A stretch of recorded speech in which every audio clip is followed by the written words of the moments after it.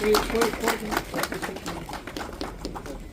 station Bhalukpong inaugurated by Sri Pema Khandu, Honorable Chief Minister. Yes, sir. This is for Bhalukpong. In gracious presence of Honorable Minister.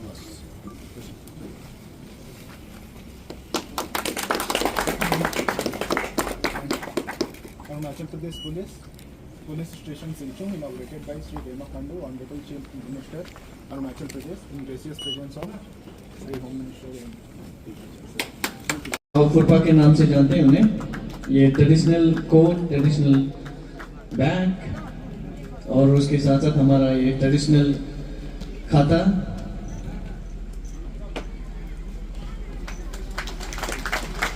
और ये छोटा सा memento. Thank you so. MLA madam श्रीमती Shringlamo ji Lumla ST assembly constituency के विधायक हैं। Madam ये हमारा ट्रेडिशनल गाले बुगन समाज की ओर से एक ट्रेडिशनल कोट। जमीन आशा से नहीं देगा तो फिर ये शेरदुबेन तरफ में चला जाएगा, वहां भी जमीन नहीं देगा तो फिर बोमडिला में चला जाएगा। बाकी सब जगह जमीन देने से हम दिनांक वाला देने के लिए तैयार है। लास्ट में अगर हम लोग को मौका मिलेगा तो तेंजिन भाई आपको कांग्रेचुलेट करते हुए ये बहुत ही अच्छा मौका है।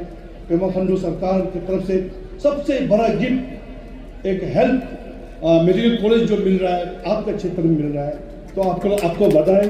और सीएम साहब को मैं करें चेक करना चाहूँगा।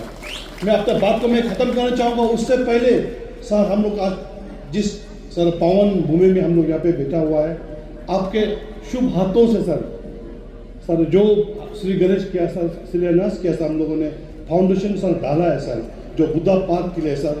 अगर ये बुद्धा पार्क वाकई में सर आपका, मुझे पूरा विश्वास है सर, आपका प्यार आपका आशीर्वाद भरपूर रहेगा सर।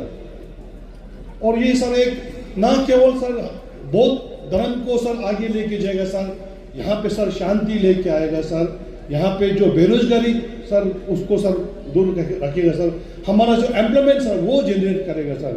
तो जो मूर्ति का सर जो भी हम तो सर ड्राइंग तो कुछ भी दिखा नहीं सर, जो बहुत बड़ा मूर्ति बनेगा वो सर वो आप बना कर दे दीजिए। कोना कोने का सर कुछ भी होगा, छोटा मोटा हॉर्न होगा, बंदर होगा सर, वो हम लोग बना के दे देगा सर, हम लोग कंट्रीब्यूशन भी रखेगा सर। ज़्यादा समय नहीं लेते हुए सर आपका सर हेल्थ सर हमेशा अच्छा बनाए रहे सर, ताकि सर ना केवल सिंचुंग सर बल्कि पूरा प्रदेश को जिस प्यार से सर जिस ताकत से आगे लेके जा रहा है सर, प्रदेश आगे बढ़ रहा है सर। साथ साथ में हमारे यहाँ के सर जो युवा लोग हैं सर, जो एम्प्लॉयमेंट नहीं मिलने के कारण सर पूरा जूझ रहा था, आज सर वो लोग मेन स्ट्रीम से जुड़ के सर प्रदेश आगे बढ़ रहा है सर, देश आगे बढ़ रहा है।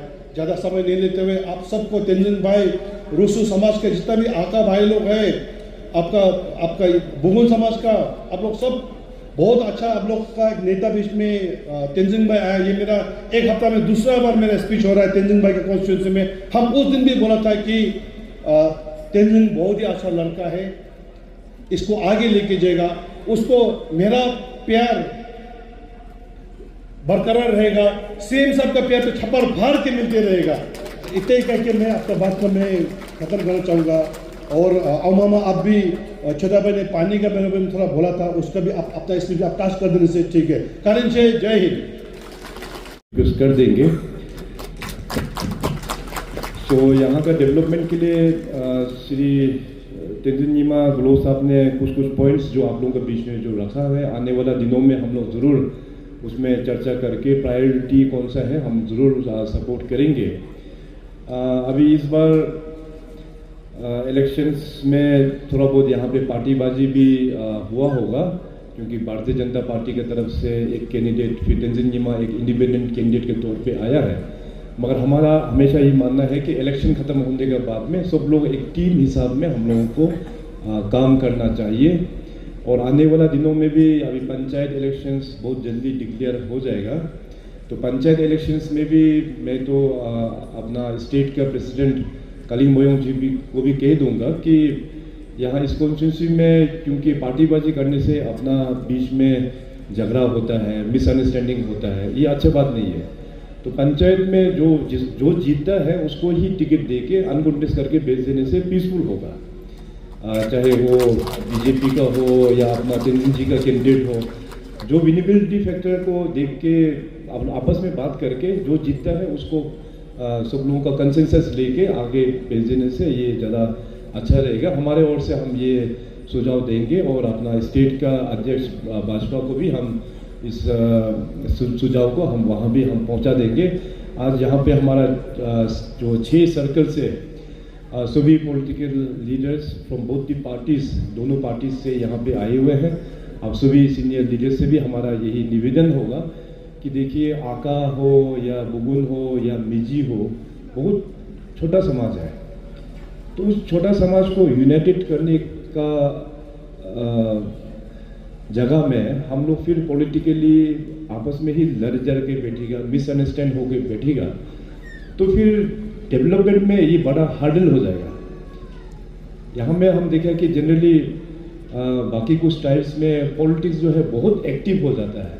सरकार चाहता है काम करने के लिए, सरकार सैंक्शन करके भी दे देता है, फिर आपस में कोर्ट कचरा करके आपस में कुछ मिसअंडरस्टैंडिंग के कारण से प्रोजेक्ट स्टार्ट नहीं होता है और कभी कभार प्रोजेक्ट को सरेंडर भी कर देता है। ये बहुत ही अनफॉर्चुनेट है। सो इस तरह का माहौल नहीं होना चाहिए। अब एक अपॉर्चुनिटी है, देश को बहुत ही अच्छा यशस्वी प्रधानमंत्री मिला। आप लोग कल्पना कीजिए, आज से 10 साल पहले अरुणाचल का हालत क्या था, 10 साल पहले नॉर्थ ईस्ट का क्या हालत था। अभी आज देखिए अरुणाचल के पास में क्या नहीं है। एयरपोर्ट नहीं था, एयरपोर्ट आ गया। हमारा जितने भी एडवांस लैंडिंग ग्राउंड पूरा डिफंक होकर बैठा था, आज पूरा कनेक्टिविटी फ्लाइट सर्विस वहाँ पे आ गया। पासीघाट में है, रोइंग वहाँ तेजू में है, जीरो में है, मेचुका में है, विजयनगर में है, वहाँ डोंग वहाँ किबितु एरिया में है, आलो में बना दिया वहाँ पे, रेलवे का लाइन, मतलब हर एक सेक्टर में इतना ट्रांसफॉर्मेशन लास्ट 10-11 सालों में हम लोग ने करके दे पाया है। अभी आने वाला दिनों में भी उस लीडरशिप का और उनका जो चाहत है नॉर्थ ईस्ट और अरुणाचल प्रदेश को आगे बढ़ाने का, जो जिन्होंने सपना लेके रखा है, उसका साथ में हम लोग कोऑपरेट करके, और कोऑपरेट कैसे करेगा, तो आपस में यूनाइटेड होने से तो जाके हम लोग कोऑपरेट कर पाएगा। आपस में लड़ जाएगा के बैठ जाएगा, तो जैसे मैंने कहा कि गवर्नमेंट प्रोजेक्ट लेके आएगा, लड़ जगह के बैठ जाएगा, करप्शन करके बैठ जाएगा, तो प्रोजेक्ट जो है वो स्टॉल हो जाएगा। अभी आप सबको पता है कि एक बड़ा प्रोजेक्ट जिसमें हम लोग ने बहुत लंबा समय से हम लोग ने उसको काम किया हुआ है, फ्रंटियर हाईवे, वो पूरा अपना नाफरा से होते हुए वो विजयनगर तक जाएगा।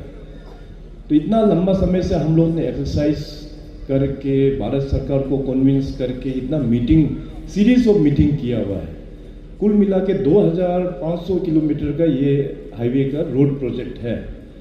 तो अभी सैंक्शन होने का बाद में लैंड एक्विजिशन का जो सिलसिला जो चला, तो लैंड एक्विजिशन कंप्लीट भी हो गया। तो बाद में अभी रिसेंट में जो टूरिंग में था तो पता चला कि शायद यहाँ से लाडा से लेके सरली करीबन वहाँ पे 5 पैकेजेस है वहाँ पे। तो वहाँ में पता चला है कि लैंड एक्विजिशन का नाम में फिर करप्शन हो गया। तो इमीडिएटली हमने हाई लेवल कमेटी का गठन कर दिया है। हाई लेवल कमेटी अभी उसको जांच पड़ताल वो अभी चल रहा है। तो मैंने इमीडिएटली कल परसों में जब दिल्ली से लौटा, चीफ सेक्रेटरी को मैंने आदेश दिया कि इमीडिएटली प्रिलिमिनरी रिपोर्ट लेके जो लोग इन्वॉल्व है, सरकारी खास करके सरकारी जो ऑफिसर्स कर्मचारी, उन लोगों को इमीडिएट सस्पेंशन में डाल देने के लिए, शायद आज या कल तक वो लोग सस्पेंशन में भी चला जाएगा। तो कहने का मतलब मेरा ये है कि देखिए, राज्य सरकार, भारत सरकार, हम लोग दोनों सरकार मिलके डेवलपमेंट करना चाहता है, मगर अपने ही लोगों का कारण से डेवलपमेंटल का पेज जो है पूरा रुक जाता है। अभी देखिए इन्वेस्टिगेशन अभी चल रहा है, अभी फिर पुलिस को फिर केस रजिस्टर करके फिर ये सब कोर्ट कचहरी अभी चलते रहेंगे। तो इससे फिर प्रोजेक्ट में मतलब उससे बहुत असर हो जाता है। मगर इस प्रोजेक्ट के लिए मैं अपना वेस्ट कामेंग डिस्ट्रिक्ट के सभी वासियों को मैं धन्यवाद कहता हूं, और साथ साथ यहाँ के प्रशासन को भी कि ट्रांस अरुणाचल हाईवे का पोर्शन यहाँ वेस्ट कामेंग से भी शुरुआत होता है। मगर वेस्ट कामेंग ने जिस प्रकार से लैंड मैटर को बहुत ही साफ सुथरा से जो हैंडल किया, वो शायद बाकी का डिस्ट्रिक्ट भी अगर फॉलो करता तो इस तरह का झमेला नहीं होता। मगर आज मैं आपके इस ग्रोंग एरिया से पूरे अरुणाचल का जनता को मैं आश्वासन देता हूँ कि फ्रंटियर हाईवे में जिन जिन लोग भी इन्वॉल्व है, चाहे वो ऑफिसर हो, चाहे वो पब्लिक हो, चाहे वो जो भी हो, उन लोगों को हम छोड़ेंगे नहीं। कानून के मुताबिक जो सज़ा देना है राज्य सरकार पूरा सज़ा उनको देकर ही छोड़ेंगे। इस तरह का नॉनसेंस एक्टिविटीज़ हमारा राज्य में नहीं चलेंगे और हम जनता लोग भी इस तरह का नॉनसेंस एक्टिविटीज़, इस प्रकार का प्रैक्टिस, करप्ट प्रैक्टिस अपनी जगह में होने नहीं देना है। एकजुट होकर उस सारा जो करप्ट प्रैक्टिस जो करता है उसको हम लोग कॉन्डेम करना है। तो इस आने वाला दिनों में इसलिए मैं कहा कि हम टीम अरुणाचल का स्पिरिट को बरकरार रखते हुए अपना प्रदेश को एक और भी डेवलपमेंट का नया ऊंचाई में लेके जाना है। अरुणाचल प्रदेश बहुत रिसोर्सफुल एक राज्य है। एग्रीकल्चर एंड एलाइड में हमारे पास ह्यूज पोटेंशियल है। टूरिज्म में थोड़ा देर पहले आप लोगों को पता ही है टूरिज्म का विषय में कितना हमारे पास पोटेंशियल है। केवल हमारा तवांग वेस्ट कामेंग बेल्ट ही नहीं बल्कि सेंट्रल बेल्ट हो या ईटानगर बेल्ट में हो, बहुत अच्छा डेस्टिनेशंस अभी उभर के आ रहा है। में वेलकम करता है सर, अच्छा लगा सर। आज कितना प्रोजेक्ट इनोवेट किया और कितना फाउंडेशन वो किया है sir? Total number of project? Total number of project तो काफ़ी है। तो आई थिंक उसमें से 6 वो जो उद्घाटन इनोग्रेशन 6 प्रोजेक्ट का हुआ है और करीबन 21 प्रोजेक्ट फाउंडेशन स्टोन ले हुआ है। तो ओवर द ईयर्स कई सारा और भी प्रोजेक्ट्स पाइपलाइन में है। तो आने वाला दिनों में इस कॉन्स्टिट्यूंसी को सरकार की ओर से हम लोग डेडिकेट करेंगे। अच्छा सर, यहाँ अभी पंचायत इलेक्शन को लेकर काफ़ी चहल पहल चल रहा है सर, उसके बारे में जितने भी कैंडिडेट हैं जो कंटेस्ट करेंगे सर, उनको कुछ आप मैसेज देना चाहे तो सर? आज मैंने भी एक रिक्वेस्ट किया सभी जनता को और ख़ास करके सभी सीनियर लीडर्स को कि पॉलिटिक्स का कारण से घर में डिवीज़न नहीं होना है, पॉलिटिक्स का कारण से समाज में डिवीज़न नहीं होना है। सो डेमोक्रेसी को हम लोग एक बहुत नेचर्ड वे से हम लोगों को हैंडल करना चाहिए। और मोरओवर इस कॉन्स्टिट्यूंसी में ज़्यादातर आका ट्राइब का है और बुगुन ट्राइब का है, तो दोनों का ट्राइब में भी मिसअंडरस्टैंडिंग नहीं होना चाहिए। जो विनेबिलिटी फैक्टर देख के जो जीता है उसको आगे भेजिए, आपस में लड़ाई झगड़ाई नहीं करके, वही मैंने रिक्वेस्ट किया हुआ है। सर आपने आगे जिक्र किया कि कैबिनेट आपके द्वार वेस्ट कामेंग में शायद होने वाला है सर, कैबिनेट आपके द्वार क्या है सर एक्चुअली और कब होगा सर? जैसे सेवा आपके द्वार और सरकार आपके द्वार हमारे जितने भी डिप्टी कमिश्नर और ऑफिसर्स के माध्यम से जो गाँव में जो कंडक्ट करते हैं, उसमें हमारा फ्लैगशिप प्रोग्राम सेंट्रल और स्टेट के साथ में लोगों को जुड़ते हैं और उसके साथ साथ अन्य जो गवर्नमेंट का फैसिलिटीज़ भी देते हैं। तो कैबिनेट आपके द्वार में बेसिकली जो रेगुलर जो कैबिनेट होता है, जो कैबिनेट में एजेंडास होता है, कैबिनेट को जिसमें डिस्कशंस का ज़रूरत होता है, कैबिनेट का जहाँ पे अप्रूवल चाहिए, उस चीज़ को हम लोग डिस्कस करते हैं नॉर्मल कैबिनेट में।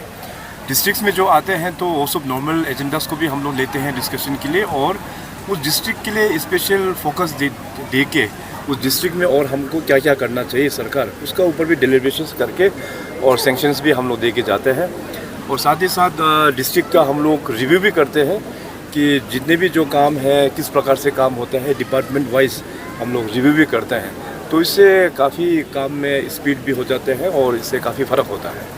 सर मेरा एक क्वेश्चन है सर, दिरांग में एक एयरपोर्ट बनने जा रहा है सर, उसका अपडेट क्या है? दिरांग में मैंने 1 साल पहले सर्वे कराया था, तो मगर जो सर्वे रिपोर्ट जो आया है वहाँ पे जो बड़ा प्लेन है उसके लिए फिजिबल नहीं है। तो छोटा प्लेन ATR 42 सीटर के लिए फिजिबल है, मगर कॉस्ट जो है बहुत ही हाई है कॉस्ट। तो इतना कॉस्ट इन्वेस्टमेंट करके एक सिर्फ 42 सीटर के लिए एयरपोर्ट बनाना ये लॉजिक नहीं बनता है। तो रिसेंटली जो ईटानगर में सिविल एविएशन मिनिस्टर्स का कॉन्फ्रेंस हुआ नॉर्थ ईस्ट और ईस्टर्न रीजन का, तो उसमें हमने यूनियन सिविल एविएशन मिनिस्टर को बोला है कि एक बार फिर दोबारा टीम को भेजने के लिए तवांग और वेस्ट कामेंग दोनों एरिया डिस्ट्रिक्ट में पूरा सर्वे करने देंगे और उनको लास्ट टाइम जिससे हम लोग ने स्पेसिफिक दिरांग में ही करो बोल के जो कहा गया है, इस बार हम लोग एक ओपन एंडेड रखेंगे ताकि वेस्ट कामेंग में वो पूरा सर्वे कर पाएगा, तवांग में भी वो पूरा सर्वे करके they can apply their technical mind, तब जाके इसके ऊपर में क्या होता है बाद में आप लोगों को बताए जाएंगे।